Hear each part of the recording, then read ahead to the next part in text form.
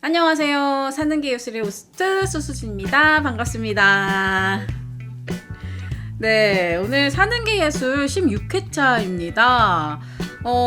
여러분 아시다시피 우리 사는 게 예술 유튜브로도 이제 기본적으로 시청이 가능하지만 애플 팟캐스트 그리고 스포티파이 모두 들으실 수 있거든요. 그래서 매주 수요일 11시에 꾸준히 릴리즈 되고 있으니까 혹시 또 귀로 듣는 게 편하시다면 다른 플랫폼에서 들으실 수도 있다는 점 이렇게 오프닝에 한 번 더 언급을 드립니다.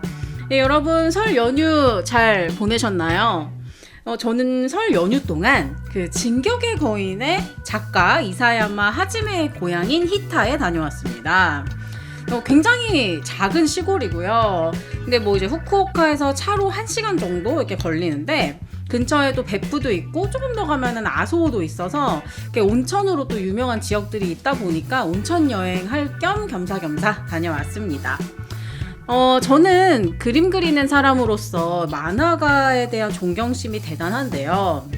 왜냐하면 저는 이렇게 일러스트 한 컷 그리는데도 굉장히 큰 에너지가 드는데 긴 호흡의 스토리를 그림으로 표현하는 이런 만화가들을 보면은 진짜 어떻게 저렇게 했나 막 그런 생각 들거든요. 저도 어릴 때 꿈이 만화가였는데 초등학생 때부터 이렇게 만화를 그리다가 저는 화가로 방향을 좀 틀었거든요. 왜냐면 진짜 만화가 굉장히 어렵습니다. 많이 어려워요. 근데 이번에 여행 가서 박물관도 가고 이제 작가님께서 영향을 받은 이런 좀 고향의 환경을 보니까 저도 갑자기 그 어릴 때 꿈을 좀 다시 이뤄보고 싶다 막 이런 생각도 들더라고요. 굉장히 좋은 여행이었습니다. 네, 오늘 주제 들어가 볼까요? 오늘의 주제는 문화자본입니다. 네, 제가 전에는 스스로 이렇게 오타쿠라고 하는 게 많이 민망했어요. 뭔가 일본 문화 좋아하고 막 코미콘 같은 데 가서 코스프레 구경하고 이러는 게 약간 부끄러웠어요. 아무래도 좀 고급 문화 느낌은 아니잖아요. 그러니까 제가 프리즈 같은 이런 아트페어 다녀와서는 막 그럴싸한 후기를 올리고 뭔가 코스프레 구경 다녀와서는 아무것도 올리지 않는 어떤 그런 이중적인 모습이 저에게 좀 있었던 것 같아요. 근데 요즘은 제가 그냥 애니 좋아하는 거 그 마음이 또 계속 커지니까 그냥 이게 내 취향이구나를 받아들이게 되었습니다. 그래서 또 제가 좋아하는 것을 표현하는 것에 대해서도 그렇게 부끄럽지 않아요. 진격의 거인, 아까 제가 진격의 거인의 작가 고향에 다녀왔다 이렇게 말씀을 드렸는데 진격의 거인에 굉장히 유명한 문장이 있습니다. 그게 바로 신조 사사게요라는 말인데 번역하면 심장을 바쳐라 라는 말이에요. 근데 제가 그 말만 들으면 신조 사사게요만 들으면 정말로 막 제 심장이 뜁니다. 그리고 제가 또 좋아하는 게 있는데 왕좌의 게임입니다. 네. 그래서 제 인생에서 이렇게 빼놓을 수 없는 키워드라고 해도 과언이 아닐 것 같아요. 그리고 왕좌의 게임에는 브라보스라는 나라가 나오는데요. 거기 인사가 발라모글리스라는 인사말이에요. 모든 사람은 죽는다라는 뜻이고 누가 이제 발라모글리스라고 인사를 하면 그거를 받는 사람은 발라도 하레스라고 받아요. 이것은 이제 모든 사람은 섬겨야 한다라는 뜻입니다. 그러니까 제가 좋아하는 말, 신조 사사게요, 그리고 발라모글리스라는 그런 문장들 다 판타지 세계에서 온 말들이네요. 네, 그래서 저는 오타쿠로서, 그러니까 특히 제가 좋아하는 왕좌의 게임도 그렇고, 진격의 거인, 주술회전, 다 이렇게 팬들이 좀 유난스럽거든요. 저도 어떻게 보면 유난스러운 사람 중 한 명이고요. 근데 특히 이 일본 애니를 좋아하는 사람들이 요즘 패션 오타쿠라는 말을 쓰는 거예요. 그러니까 오타쿠인 척하는 사람들을 보고 패션 오타쿠다 이렇게 부르는데 제가 그걸 듣자마자 이거는 우리 사는 게 예술에서 한번 다뤄보면 좋겠다 이제 이런 생각을 했어요. 그래서 이 모든 것들을 좀 이렇게 포괄할 수 있는 개념이 뭐가 있을까 생각했을 때 저는 문화 자본이 제일 적절하다 이렇게 생각을 했습니다. 네, 그래서 오늘의 주제가 이제 문화 자본인데요. 근데 그렇다면 문화 자본이라는 이 개념은 무엇인가? 그래서 먼저 개념 정리를 하고 들어가면 좋을 것 같습니다. 네, 문화자본이라는 말은 프랑스의 사회학자 부르디에가 처음으로 사용한 개념인데요. 취향은 개인의 것이 아니라 사회적 위치를 드러내는 자산이라고 설명했습니다. 그러니까 원래는 음악, 미술, 클래식 같은 이런 영역에서 이야기를 했지만 지금은 이게 덕질까지 확장된 거죠.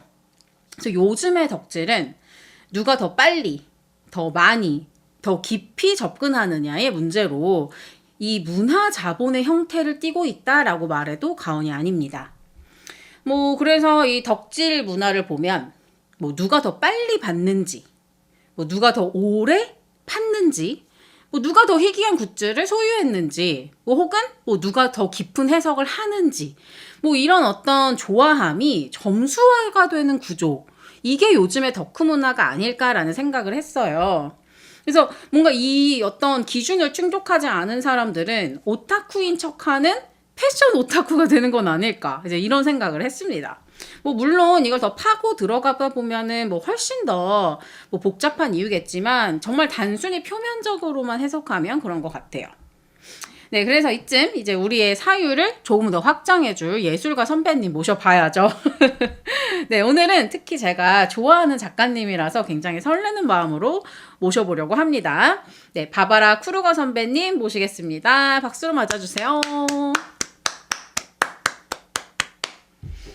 네, 우리 선배님은 수프림 로고 이미지로 잘 알려져 있는 예술가인데요. 특히 패션 좋아하시는 분들은 한 번쯤 들어보셨을 거예요. 그래서 붉은 박스 안에 흰색 글씨. 네, 굉장히 단순한데 묘하게 강렬하죠. 그래서 이 디자인 언어의 원형이 바로 오늘 모신 작가 바바라 쿠르거 작가님입니다. 네, 흑백 이미지 위에 붉은 박스 그리고 흰색 타이포그라피. 굉장히 광고 같죠. 실제로 쿠르거 선배님은 잡지 디자이너 출신입니다. 그래서 광고 언어를 누구보다 잘 알아요. 근데 자기가 가지고 있는 이 광고 언어로 무엇을 했냐? 보면 광고를 비틀어 버립니다. 그래서 우리 쿠르거 선배님의 작품 중에 가장 유명한 문장 중 하나가 I shop, therefore I am. 그러니까 나는 소비한다, 고로 존재한다 라는 메시지입니다. 데카르트의 나는 생각한다, 고로 존재한다가 이렇게 바뀌어버린 거죠. 나는 소비한다, 고로 존재한다 라는 말로요. 그래서 존재 자체를 사유가 아니라 소비로 치환을 해버립니다. 그래서 이 문장을 이제 우리가 하는 이 덕질 문화에 그대로 대입을 해보면 이렇게 해석할 수도 있을 것 같습니다. 나는 굿즈를 산다, 고로 존재한다. 나는 오래 깊이 좋아했다, 고로 존재한다. 나는 다른 덕후들보다 훨씬 더 많이 안다, 고로 존재한다. 그러니까 나의 어떤 정체성과 존재를 이제 그런 식으로 치환을 할 수도 있을 것 같습니다. 그래서 좋아함이 그냥 단순한 감정이 아니라 이제 존재를 증명하는 어떤 수단이 되는 순간이다라고 우리가 좀 대입해서 이 작품에 대입해서 생각을 해볼 수 있을 것 같아요. 네, 그리고 이제 쿠르거 선배님의 또 다른 작품에 이런 문장이 있습니다. I want it, you buy it, you forget it. 그러니까 욕망하고 사고 그리고 잊어버린다. 근데 이 구조가 사실 우리 현대인에게 너무 익숙한 구조잖아요. 한정판 굿즈 나오면 줄 서고 이제 발매일을 기다리고 인증샷 올리고 그리고 또 다른 작품 나오면 또 거기로 이동을 합니다. 그래서 여기서 좀 이런 질문을 할 수 있을 것 같아요. 그래서 이게 정말 나의 순수한 취향일까? 아니면 순환하는 어떤 욕망일까? 근데 우리 쿠르거 선배님은 이 작품을 통해서 누군가를 비난하지 않습니다. 평가하거나 판단하지도 않고요. 단순히 이렇게 질문을 던진다라고 저는 생각을 합니다. 그래서 당신은 무엇으로 자신을 증명하고 있습니까? 라고 묻는 것이죠. 그리고 저는 이 질문을 이제 취향의 세계에까지 이제 던져보는 겁니다. 이런 생각을 좀 해봤어요. 그래서 만약에 정말 이 취존이 완벽하게 실현된 세상이 있다면 어떤 모습일까? 여기서 취존이란 취한 존중의 줄임말입니다. 그러니까 누가 더 오래 좋아했는지를 묻지 않고 누가 더 깊이 알고 있는지를 묻지 않고 뭔가 더 희귀한 걸 가졌는지 비교하지 않는 그냥 그런 평등한 어떤 덕질의 세계를 상상해 보는 거예요. 근데 그런 세상이 뭔가 가능하리라고 보지는 않습니다. 왜냐하면 이제 우리는 아무래도 비교 속에서 자랐고 비교 속에서 자아를 확인하는 존재니까요. 그러니까 저도 뭐 이 부분에 대해서는 완전히 자유롭지가 않습니다. 그러니까 저도 뭔가 제가 좋아하는 작품을 더 깊이 파고 만약에 내가 그 안에서 발견한 게 있으면 막 되게 자랑하고 싶거든요. 그러니까 남들보다 막 더 오래 좋아하는 사람이 되고 싶고 더 깊이 해석한 사람이 되고 싶고 찐팬이라는 말을 듣고 싶은 그런 마음이 들 때가 있어요. 요새 우리 뭐 그냥 이제는 일상에서 쓰는 성덕이라는 말 있잖아요. 성공한 덕후. 그러니까 성덕이라는 말 들으면 너무 기분이 좋죠. 근데 그 기분을 이렇게 기분의 층위를 조금 더 깊이 들어가 보면은 정말 그 안에는 이런 감정도 있는 것 같아요. 그러니까 나는 내가 좋아하는 이 나의 취향이 절대 가볍게 보이고 싶지 않아. 뭐 하찮아 보이고 싶지 않아. 혹은 뭔가 저 사람보다는 내가 더 진심으로 좋아해. 뭐 이런 어떤 취향을 붙잡고 나를 계속 증명하려는 그런 욕망이 이 안에 있는 것 같아요.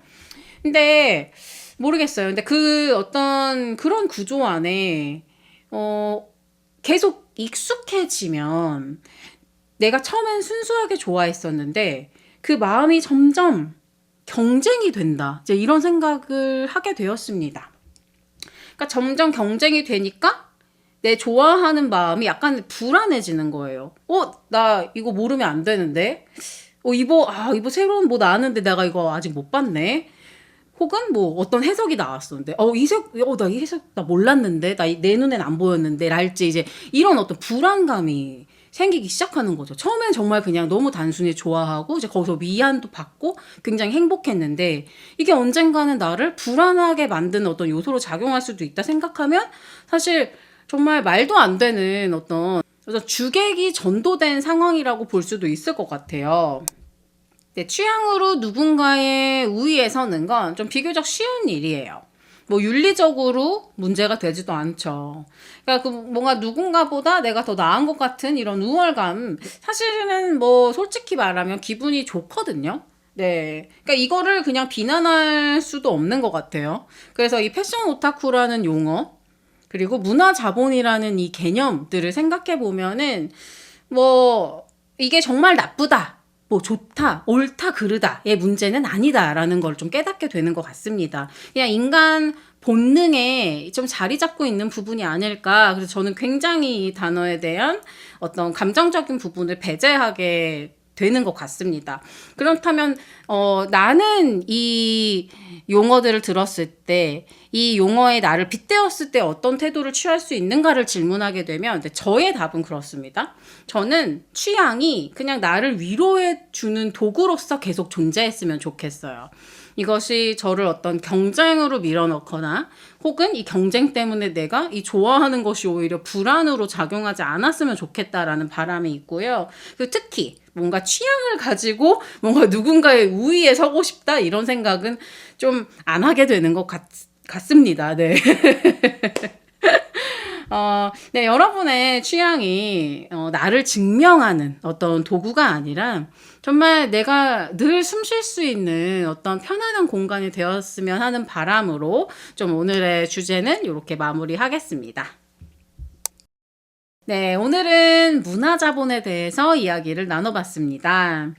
뭐 오늘의 주제는 특히 그냥 저 스스로에게 던지는 질문이 많았어요. 저희가 되게 좋아하는 것을 좀 진열하고 이렇게 으스대고 좀 꺼드럭대는 그런 사람이라서 오늘은 정말 저를 위한 주제였다 이렇게 말씀을 드릴 수 있을 것 같습니다. 예, 설날까지 보내고 나니까 3월이네요, 여러분. 예, 모쪼록 매일 건강하게 잘 지내시고요. 다시 한번 새해 복 많이 받으시라고 인사 말씀드립니다. 새해 복 많이 받으세요. 네, 저는 여러분의 사유를 늘 응원합니다. 그럼 다음 이 시간에 또 만나요. 안녕.